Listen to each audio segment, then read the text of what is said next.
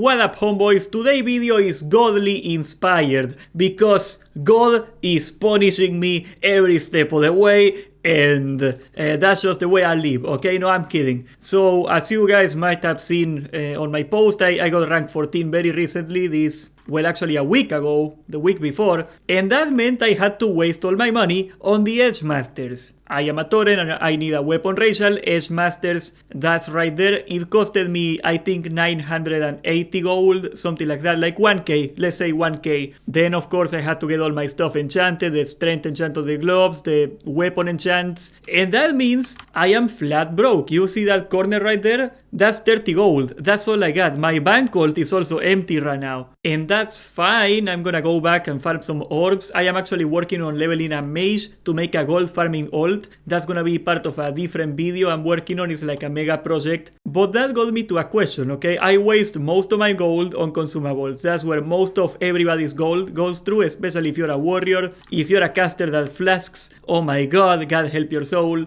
But we're gonna take a look at the economy because that discussion has quieted down. As you guys know, they nerfed the Black Lotus. It is very cheap to get because they put it on the normal plants. If we go to here, Black Lotus is going at 55 gold right now. It went from like 300 to 55 pretty much in like a couple days after the nerf. That was huge. So if you're a tank, for example, your flask of the Titans is 110. 1200 HP is multiplied by your wall buffs and all that stuff, so it is actually huge. You need to have a flask if you're tanking, maybe not for like Molten Core or something, but if you're tanking serious raids, you need to flask. As a matter of fact, if you're a top of the world speedrun, everybody, all the melees actually, all the melees in that raid flask just to make it easier on the healers and to have more HP for every fight and to clear trash more efficiently. So that's a thing. Obviously that's way beyond my pay grade, but 110 gold, if we wanted to do a speedrun one day, we could reasonably afford to do it now. It is kinda crazy, but not completely crazy. We're gonna talk about the ones that hurt my soul, okay? I complained about the freaking mongoose for so long, so let's see now. The mongoose is going at 12 gold,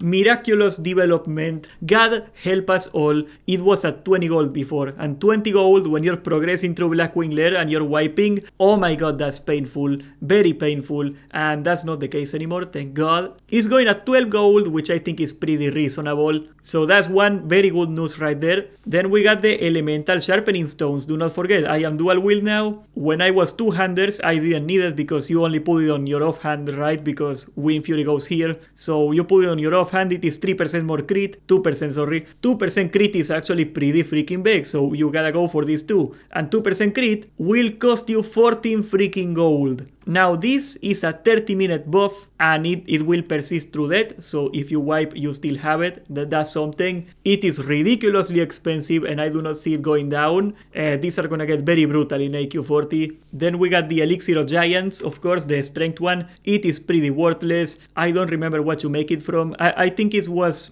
Grom's Blood and something else, like two very common herbs that you can find in Dire Mall, so these are always gonna be worthless, thank god. Then we have the Mighty Rage Potions. They are 3 gold each, which is absolutely bonkers, because you're gonna be popping one of these every fight. 372, almost 4 gold. If we're in progression, I will use them in progression obviously, but I am not gonna use them on farm content. Will it matter if I get an execute with 90 rage or 70 rage? I don't think so. The strength is really nice, right? The strength is really nice, but I'm sorry bro. For a parse run I will do it, because the great rage potion is like 69 silver, right? They are almost worthless. There is no reason you shouldn't do one of these every fight, of course. You should have like a separate keybind for both, honestly. But I will not complain too much about the rage potions, because even though they are really nice, they are not a huge impact in your gameplay. It is significant, but it is not that big a deal. They are not worth 4 gold every fight, okay? Like if you pop every fight, you got how many bosses in Blackwing Lair? Like 8, 7, I don't even know. That's like 30 gold every raid, just so you can cheese the execute a little more. I am not blowing one of these in farm content unless I want to parse for the memes. That's pretty much it. Then we got the Fire Water. Now the Fire Water is a very particular one, because this one can only be farmed in the open world. As far as I know, there is no way to farm this in like a dungeon or anything, right? Like is in winter spring, and that's pretty much it. That's the only way. This one is pretty big. It's 35 attack power for 20 minutes. Very short the duration, so the demand is gonna be very big because you gotta pop several every raid.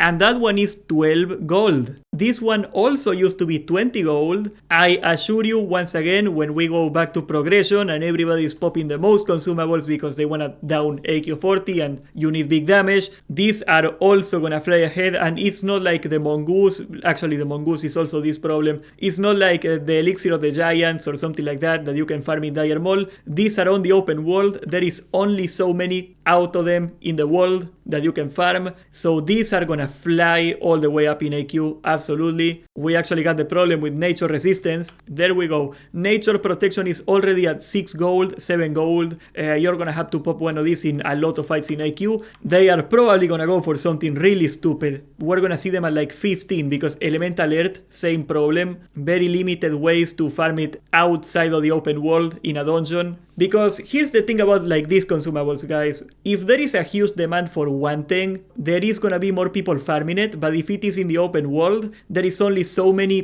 possible nodes or mobs or whatever that everybody can kill. But if you can farm it in a dungeon, you know, all the bots get on it, all the bots go farm it, and supply will eventually catch up with demand and the prices are gonna go down. This one is one of those that will not catch up and it will go very high. I am not trying to make an investment guide for AQ, but you should definitely stock up on every major consumable before AQ. That's why it kinda sucks that I'm broke. Making a mage for that. Gonna fix that. And we also got the blasted boar lungs. These are a big problem in the blasted lands. There is like 2 freaking boars in the entire map, and every warrior has to pop like, what is it, 3 out of these? No, 2 out of these, so you get the roids buff, you know, the one that gives you strength. I think it's like 25 strength for 1 hour. Absolutely bonkers, right? Like 25 strength for an hour is a big deal, but that's gonna cost you like 8 gold on the lungs, and then you gotta get the scorpion clampers, whatever. Those are cheap actually, but you gotta also get the, what is it, the sneaker something.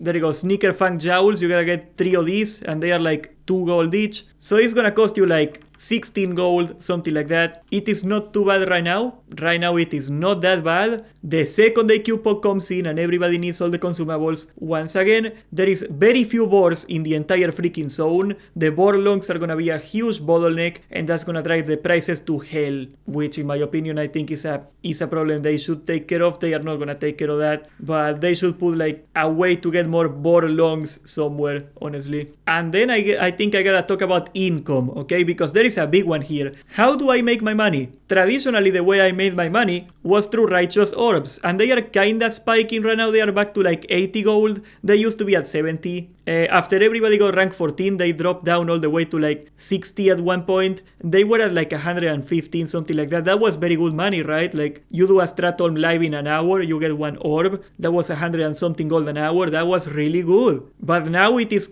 meh. It is just okay. And that's the reason I am doing a mage, actually. Because my income, these orbs are gonna keep going down. Everybody got their weapons now. They are not gonna replace them until Nax. So the value of the righteous orbs is gonna go down, down, down, down, down. And if I don't get another class to farm gold, I'm gonna be in deep trouble. And I am working on a guide for the mage and how to get a character set up really quickly. I got like a whole take on that. But if you are a warrior, I heavily recommend right now that you should have 1 ult to farm gold. Let it be a hunter, let it be a warlock, you can do some interesting stuff, or a mage, whatever it may be. You should absolutely get an ult to farm gold, because Dire Mall East is a bit of a problem, right? Like, you gotta get people to do it, it is not too convenient. I guess you could solo it with rank 14, that's very hard, I'm not gonna do that. Maybe Dwarf Lord is gonna do it in a video, wink wink, do it bro. It is possible to do, it is possible to do. But all the decent gold farms for warriors are gonna slowly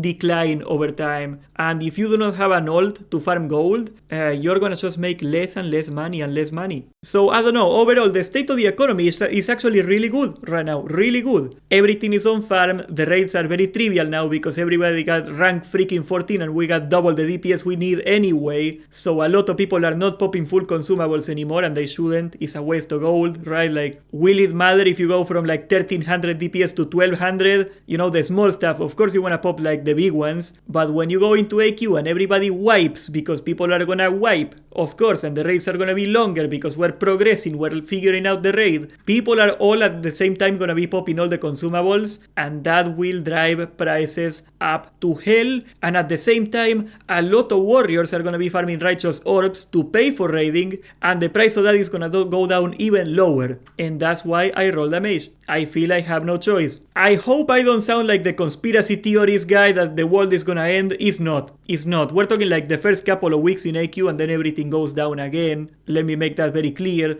But if I want to survive AQ and the spike of consumables, gotta make a mage or a hunter or a warlock. You gotta make something, man. That's gonna be my advice to you. I will leave an update on how to do the mage thing. I'm working on a method to get your mage to level 40 so you can farm Sol Farak and start from there. You know, like funnel yourself gold from level 40 and like level while you farm gold. There's a way to do it pretty efficiently if that's what you want. I would love to hear some questions you got about how you would set up a character, how you would set up a gold farming ult. I think a lot of people are gonna need one right now. Subscribe, join the Discord, and thank you for watching.